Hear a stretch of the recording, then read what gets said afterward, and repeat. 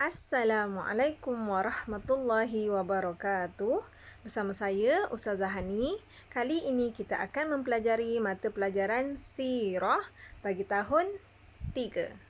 Sebelum kita memulakan pembelajaran, mari kita bacakan doa sebelum belajar sama-sama. Bismillahirrahmanirrahim.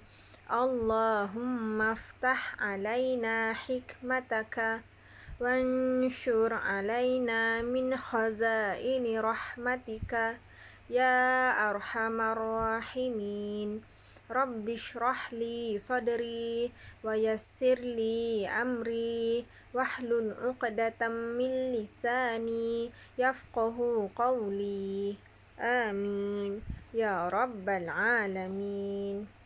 Okey, para pelajar tahun 3, kita dah masuk tajuk pelajaran 4.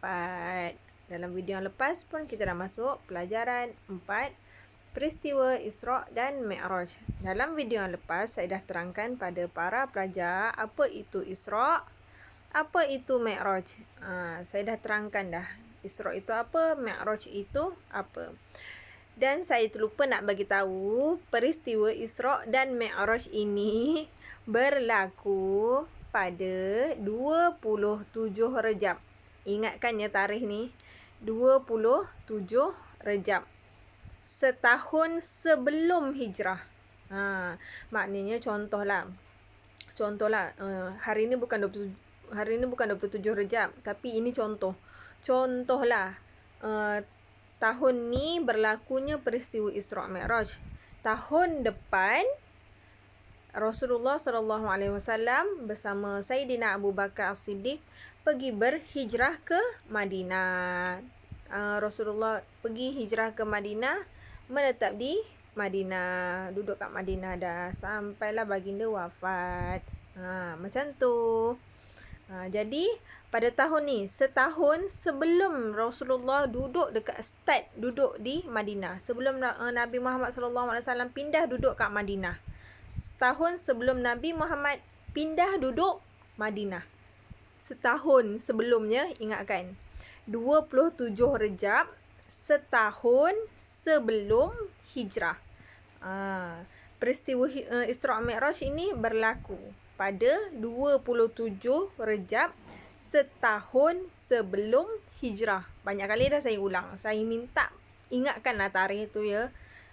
Tak ingat birthday saya tak apa. Tolong ingat tarikh ni. Okey, pada tahun ini, setahun sebelum Nabi Muhammad berhijrah, Rasulullah telah kehilangan 2 orang yang baginda sayang.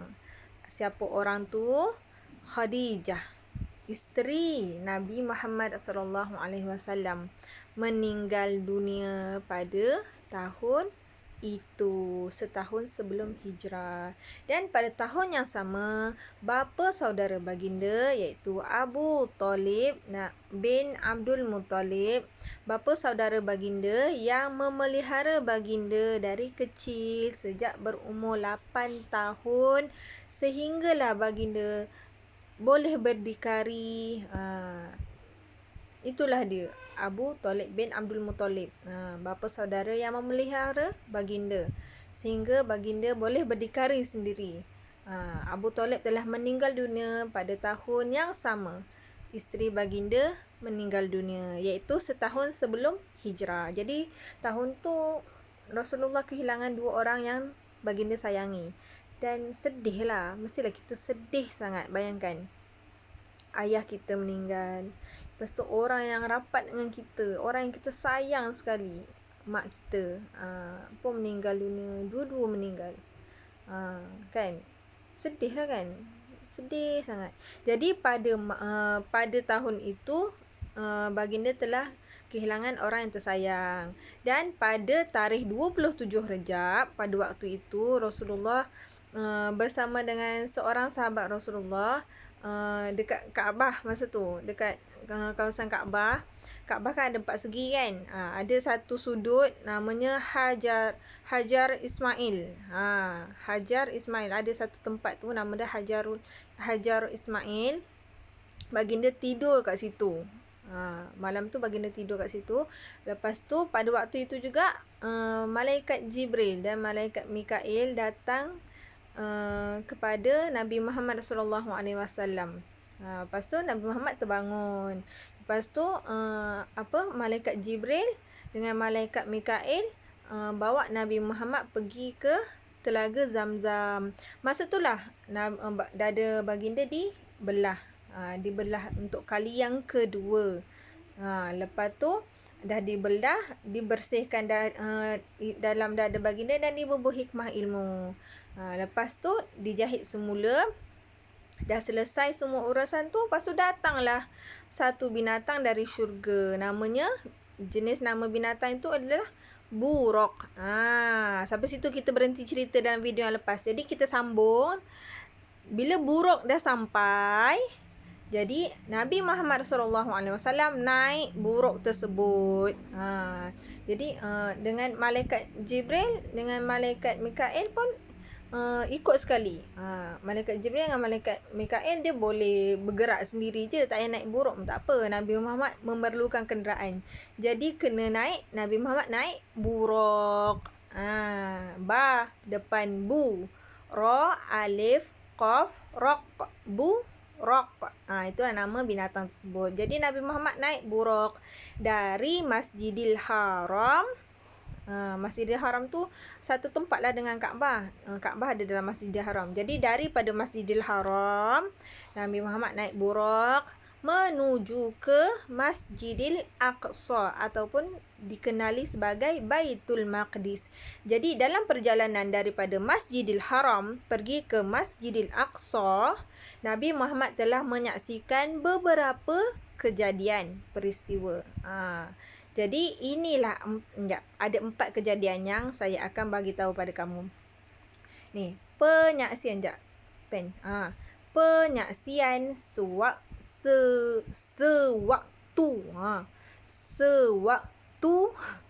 Isra.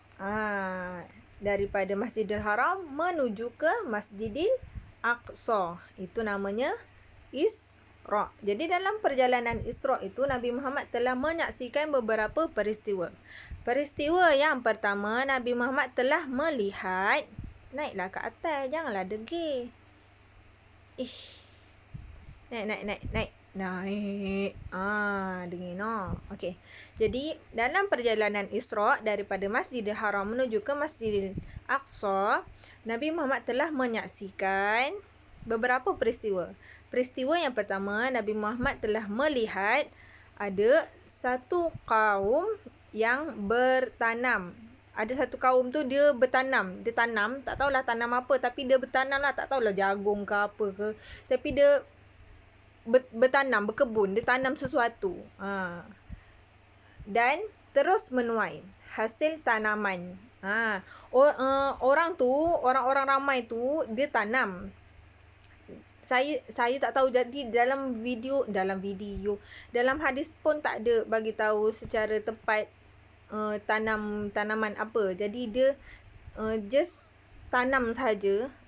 Tanaman lah, tak tahulah tanam pokok strawberry ke apple ke anggur ke padi ke, tak tahu. Jadi tanam sesuatu. Kamu bayangkanlah tanam apa pun. Contohlah kamu bayangkanlah tanam jagung, kan? Tapi bukan jagung tau, bukan jagung. Tak tahu tanam buah apa. Kamu bayangkanlah, tak kisahlah kamu nak bayangkan buah apa sekalipun. Orang-orang ramai tu dia tanam satu tanaman, tak tahu tanaman apa. Lepas tu orang tu baru je tanam, lepas tu tanaman dia tu terus keluar hasil. Maksudnya keluar buah. Contoh dia tanam biji jagung. Lepas tu dia baru tanam, timbus banyak-banyak lah satu kebun kan. Dia tanam, lepas tu terus ada naik dah. Keluar dah buah jagungnya. Okey, bila dah keluar buah jagung, kita kutip lah jagung kan. Jadi orang-orang tu pun kutip jagung. Dia pun kutip. Contohlah kalau ada 10 ke 20 ke 20 lah, 20 batang jagung tu kan. Jadi satu pokok jagung tu dia ambil. Okey, ada 20 batang jagung tu, dia pun kutip lah 20. Dia dah kutip dah. Dia dah pergi dah keliling 20 tu dah kutip. Bila dia dah siap kutip, dia letak dalam bakul. Lepas tu dia tengok balik. Ada lagi buah jagung. Jadi, kutip lagi. Macam, dia pun kutip lagi. Bila dia kutip lagi, dia letak dalam bakul yang buah jagung dikutip tu. Dia tengok balik. Ada lagi. Macam dia tak kutip. Padahal dalam ni dah kutip dah banyak dah. Tapi, kat situ, dekat pokok tu, ada lagi buah jagung. Jadi, orang tu pun kutip lagi. Benda ni, kejadian buah jagung tu tumbuh berulang banyak-banyak kali. Jadi, Malaikat Jibril memberitahu Nabi Muhammad sallallahu alaihi wasallam tentang kejadian itu. Malaikat Jibril kata, itulah kaum yang berjihad di jalan Allah, yang mana orang itu digandakan pahalanya sebanyak 700 kali, malahan lebih, mungkin lebih. Macam tu. Jadi lebih. Tahu? Jadi pahala tu digandakan sebanyak 700 kali. Mungkin boleh jadi lebih 700 tu, tapi minimum 700 kali. Macam tu lah. Tapi 700 kali lah. Nak tambah tu kita tak tahu. Itu urusan Allah kan. Allah yang nak bagi. Kita tak tahu. Kan. Okey, jadi itulah dia ganjaran orang yang berjihad di jalan Allah. Itu yang pertama. Okey, yang kedua, orang yang memakan harta anak yatim. Okey, keadaan Rasulullah pada ni yang pertama. Okey, ini yang kedua. Yang kedua, Rasulullah melihat orang-orang yang bibirnya mirip seperti bibir unta. Rasulullah nampak orang tu, bibir dia macam bibir unta. Tahu bibir unta? Kalau tak tahu, pergi Google nanti kejap lagi. Tapi saya buat acah-acah lah. Tapi bibir saya tak macam bibir unta pun. Jadi bibir dia macam tu. Kan, kalau nanti kejap lagi Google tengok, cari search unta makan rumput. Tak apa, unta tengah makan. Type di situ nanti keluar. Nanti tengok macam mana bibir unta. Macam tu, unta makan. Jadi dalam kejadian kedua, Rasulullah nampak orang lain. Rasulullah SAW melihat orang yang bibirnya mirip bibir unta. Bibir dia sama macam bibir unta. Lepas tu, orang tu pegang batu. Dia macam ada serpihan, dia macam potongan batu lah, potongan. Lepas tu panas. Benda tu macam batu dari neraka. Lepas tu, orang tersebut, mereka memasukkan batu tersebut ke dalam mulut mereka. Orang tu bibir dia macam bibir unta kan. Macam tu. Lepas tu, dia ada pegang batu yang panas dari neraka. Lepas tu batu tu, orang tu ambil batu tu masuk dalam mulut. Dia makan. Lepas tu batu tu jalan. Lepas tu turun, keluar dekat dubur. Kemudian batu tersebut keluar dari dubur mereka. Dubur, tahu dubur? Dubur yang keluar yang kat belakang, yang kamu duk berak tu, buang air besar tu, itulah dubur. Tempat kamu buang air besar. Bukan buang air kecil, buang air besar. Itulah namanya dubur. Keluar daripada situ. Itulah azab orang yang memakan harta anak yatim. Jadi anak yatim ni kita kena muliakan. Nabi SAW pun tergolong dalam anak yatim. Nabi Muhammad ni anak yatim. Jadi kita kena memuliakan anak yatim. Bukan kerana Nabi Muhammad anak yatim, bukan sebab tu juga. Tapi anak yatim tu orang yang anak mulia. Golongan yang mulia. Golongan yang mulia. Jadi kita layanlah baik-baik. Kenapa nak ambil harta dia pula? Dah lah budak tu kecil lagi kan. Macam kamu bayangkan, kamu tak tahu yang kamu ada duit banyak. Saya ambil duit kamu. Lepas tu saya pun beli PlayStation. Lepas tu main game. Kan dosa kan? Tak boleh buat macam tu. Nanti bila mati dapat azab macam ni. Bibir macam unta. Lepas tu makan batu api neraka. Lepas tu berak keluar batu api neraka. Bayangkan berak keluar benda panas. Sakit jadi jangan buat macam tu tau. Kalau jumpa anak yatim, layan elok-elok. Okey, seterusnya Yang ketiga. Yang ketiga, Rasulullah sallallahu alaihi wasallam melihat orang yang perutnya besar. Okey, jadi kali ni yang ketiga ni Rasulullah nampak ada orang tu perut dia besar. Besar gila. Kan kalau pernah tengok orang mengandung tak? Tapi orang mengandung boleh berjalan lagi kan? Ya, ini orang ni perut dia besar, sampai tak boleh berjalan. Tak boleh bergerak. Besar sangat perut dia. Orang mengandung boleh lagi berjalan.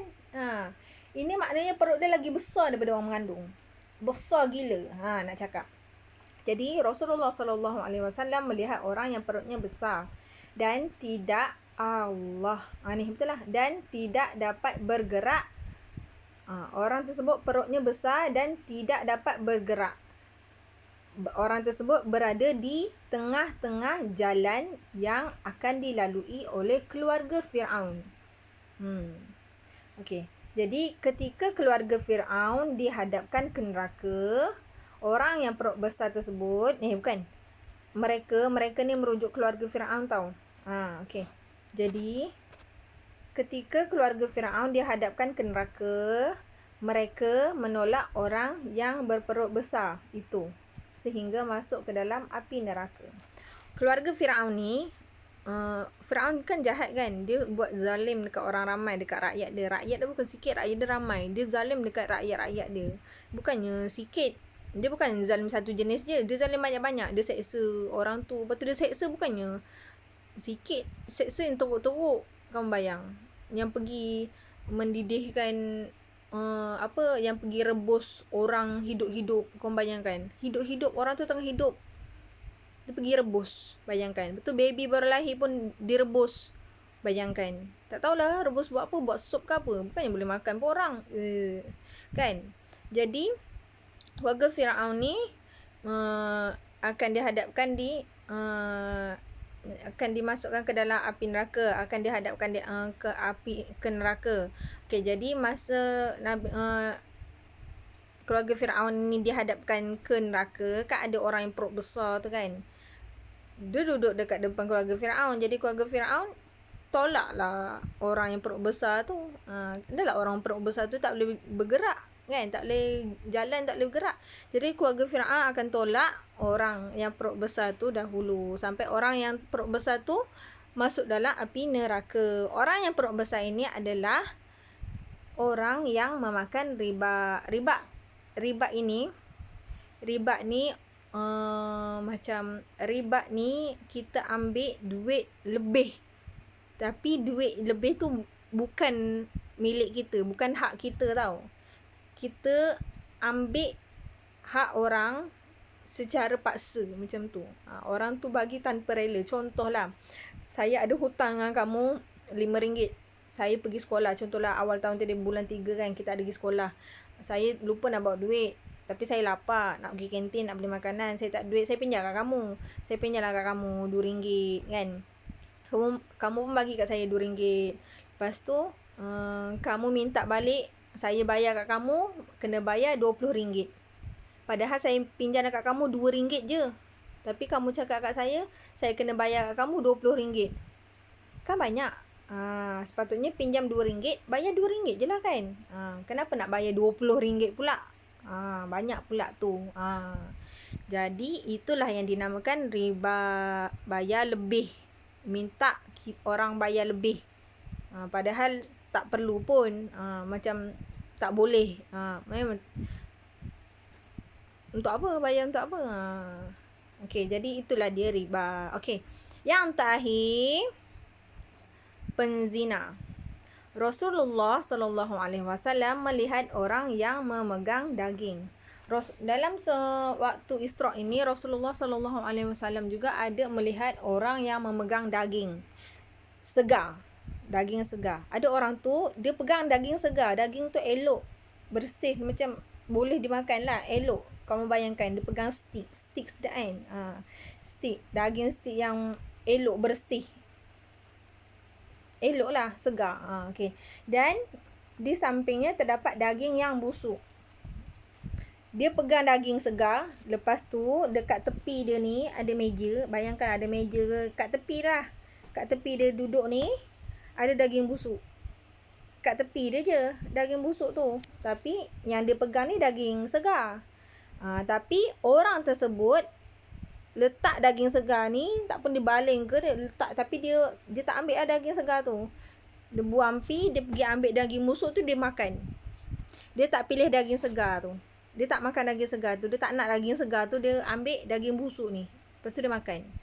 Itulah orang penzina. Penzina ni apa? Penzina ni yang melakukan hubungan persetubuhan antara lelaki dan perempuan bersetubuh tanpa ikatan kahwin yang sah. Dia tidur sama-sama tapi dia tak kahwin pun lagi. Itulah perbuatan zina.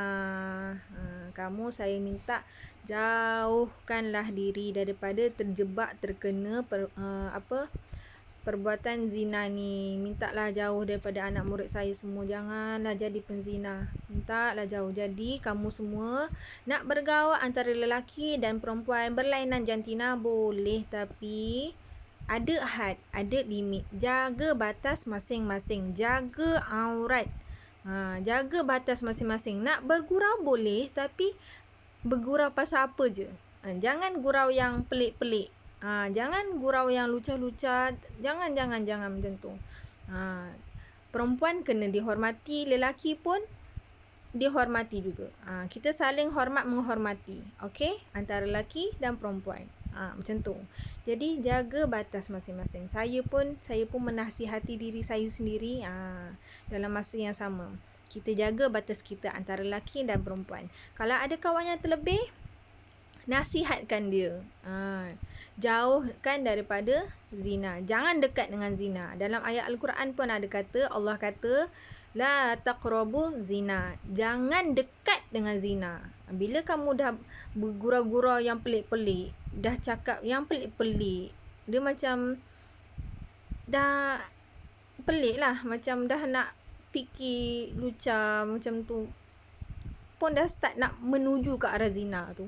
Jadi minta jauh, cepat-cepat lari daripada situ. Kawal balik cara pemikiran kamu. Perbuatan ni dia lebih teruk daripada dadah tau. Dia punya ketagih dia lagi teruk daripada dadah. Saya ada buat search. Saya ada buat research pasal benda ni.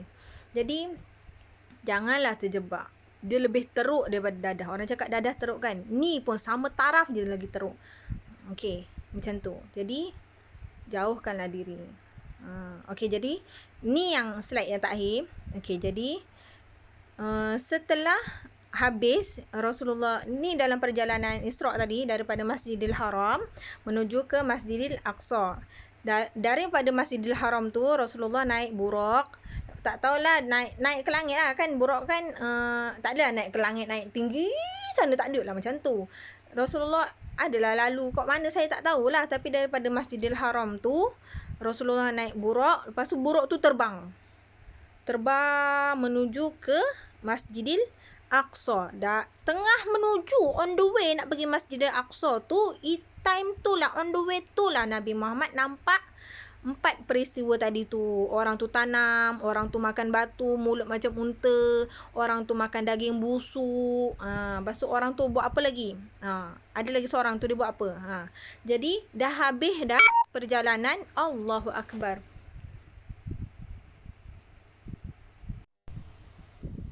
Minta maaf lah ya, bateri tu tiba. Dah nak habis. Okey, kita teruskan. Okey, jadi daripada Masjidil Haram tu Nabi Muhammad terbang naik buraq. Lepas tu Nabi Muhammad tengah on the way nak pergi ke Masjidil Aqsa tu. Time tu lah Nabi Muhammad nampak peristiwa penyaksian ketika Isra' tadi. Kan ada nampak orang yang makan tanam tu semua kan. Masa tu lah tengah on the way nak pergi ke Masjidil Aqsa. Dah melihat pelbagai peristiwa semasa perjalanan tu, tibalah di Masjidil Aqsa. Okey, cerita dah sampai Masjidil Aqsa ni. Setelah tiba di Masjidil Aqsa, buraq yang dinaiki Nabi Muhammad SAW ditambat di pintu masjid. Tambat tu tambat. Tambat tu bukannya, tambat tu ikat. Tahulah ikat leher ke, ikat macam, bukan ikat bagi mati cekik tu. Just ikat, tak nak bagi dia bergerak, tak nak bagi dia pergi sana-sana macam tu. Tak nak bagi dia hilang pergi ke mana-mana. Jadi tambat, ikat dekat tangan ni ke kat leher tak tahulah. Lepas tu ikat dekat pintu, tiang pintu Masjidil Aqsa. Ikatlah kat situ. Macam tu. Tak nak bagi dia pergi kan. Kan nanti dia pergi terbang merata, habis viral. Macam tu. Jadi sampai di Masjidil Aqsa, borok yang dinaki Nabi Muhammad ini ditambat di pintu masjid. Kemudian Nabi Muhammad SAW menunaikan solat di dalam Masjidil Aqsa. Dalam solat tersebut Nabi Muhammad SAW menjadi imam kepada nabi-nabi yang terdahulu. Nabi-nabi yang sebelum Nabi Muhammad lah. Kan Nabi Muhammad nabi yang terakhir kan. Jadi nabi yang sebelum Nabi Muhammad itu jadi makmum. Tak tahu berapa orang. Yang ini saya tak tahu berapa orang, tapi ramai. Ramailah Nabi kat belakang. Jadi makmum. Nabi Muhammad jadi imam solat. Okey, jadi setelah selesai solat, masa itulah Nabi Muhammad naik ke langit. Dah habis solat dah semua. Malaikat Jibril membawa Nabi Muhammad naik ke langit. Inilah dinamakan Mi'raj. Dah habis solat, barulah naik Mi'raj. Peristiwa Mi'raj berlaku. Okey, sampai sini saja kita berhenti cerita. Okey, berhenti kot ni je. InsyaAllah kita akan sambung cerita kita Mi'raj pula. Yang tadi tu Isra' je, daripada Masjidil Haram menuju ke Masjidil Aqsa. Okey, sampai situ je. Minggu depan lah, InsyaAllah saya akan sambung cerita Mi'raj pula. Okey? Okey, sampai sini saja pembelajaran kita. InsyaAllah kita akan jumpa dalam video akan datang. Sekian, terima kasih. Assalamualaikum. Situ.